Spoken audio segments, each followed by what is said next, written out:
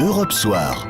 Il est 19h13, Europe Soir continue avec vous, Nicolas Poincaré. Tout de suite, place aux photos sonores. Les photos sonores de Benjamin Muller. Bonsoir Benjamin. Bonsoir Nicolas, bonsoir à tous. Comme chaque soir avec vous, ce qu'il ne fallait pas manquer à la télé, à la radio ou sur Internet, les photos sonores du jour en 3 minutes. Et on commence avec un extrait d'un documentaire très fort et très dur aussi, diffusé hier soir sur la chaîne parlementaire, documentaire consacré à la pédophilie, avec de nombreux témoignages de pédophiles qui tentent d'expliquer l'inexplicable. Par exemple, ce monsieur qui, lui, n'est jamais passé à l'acte, mais a été un utilisateur régulier de sites pédopornographiques.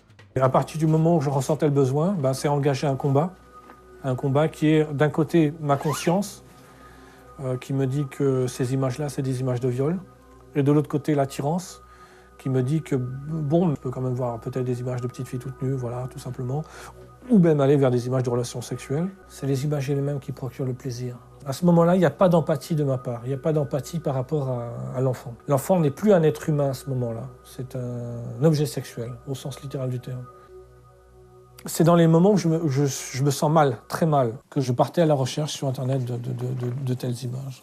Voilà ce court extrait de ce documentaire diffusé hier soir par la chaîne parlementaire. Hier soir, toujours, mais cette fois dans Europe Nuit, Emmanuel Faure recevait Jacques Testard, célèbre biologiste français. C'est notamment lui qui a permis la naissance du premier bébé éprouvette. Et son propos aujourd'hui est fort. Il assure que demain, nous pourrons choisir quels enfants nous voudrons écouter. Il y a actuellement des recherches sur l'animal, sur la souris, qui montrent qu'on pourrait produire des embryons en abondance à partir d'un couple. Et on pourrait produire des centaines d'embryons potentiellement. Il y a des labos très performants qui y travaillent beaucoup. Et quand je parle de clonage social, c'est que imaginez si vous avez 200 embryons produits, quand vous faites le profil génétique de tous ces embryons-là, les gens vont choisir tous à peu près le même bébé. Donc les gens vont choisir l'embryon le plus parfait possible. Et ce bébé le plus parfait possible, ça va être le même partout. Autrement dit, on va arriver à fabriquer de la norme, le même bébé un peu partout. Jacques Testard dans Europe Nuit, hier soir avec Emmanuel Faure. Débat très tendu sur iTélé entre les journalistes Claude Askolovitch et Éric Zemmour. Débat sur l'arrêté municipal de Robert Ménard à Béziers, instaurant le couvre-feu pour les moins de 13 ans.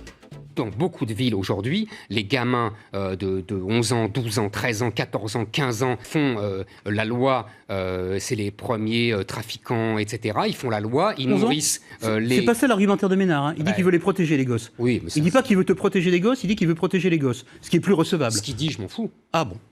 Il dit ce qu'il veut. Mais parce que personne ne parle comme toi. Même dans les gens. Oui, c'est pour ça que tu es là, mais personne ne pense que les gosses de 11 ans te menacent. Oui, moi, personne ne le pense. Si, t'as déjà été attaqué par un gosse de 11 ans? Mais regarde ce qui se passe. Non, Regarde ça ce qui ne vit pas dans les cités, moi.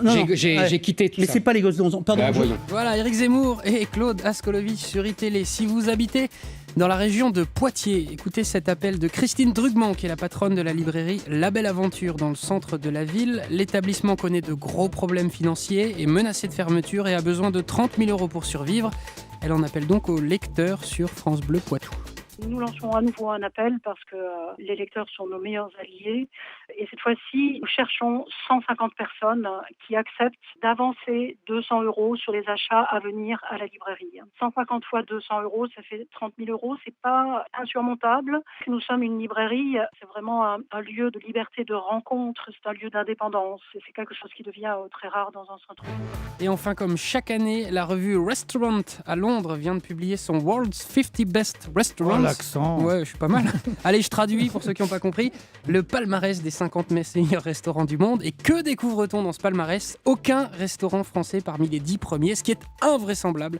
Pour le critique gastronomique Perico Légas tout à l'heure dans Europe Midi, il décrit d'ailleurs les 3 restaurants arrivés en tête. Et franchement, ça donne pas envie. Alors en plus, les restaurants qui ont été primés ont envoyé respectivement 527 de leurs clients à l'hôpital, avec fermeture administrative, 2 fois l'anglais, et René Redzepi l'an dernier, il a envoyé 63 personnes à l'hôpital parce que ces cuisiniers utilisent des produits chimiques pour leur cuisine moléculaire. C'est pas de la cuisine, ce sont des plasticiens d'art qui utilisent de la matière première pour faire la cuisine. Mais la cuisine française, elle se porte... Vous me faites sourire, vous me faites rire parce que vous êtes... ça vous fait rire? Non, moi je trouve pas ça drôle du tout. Si vous allez à l'hôpital après avoir payé 600 € une addition chez ces gens-là qui sont quand même des tripoteurs, voilà. Perico Légas en colère dans Europe Midi avec Wendy Bouchard et ce soir dans les photos sonores de Benjamin Muller.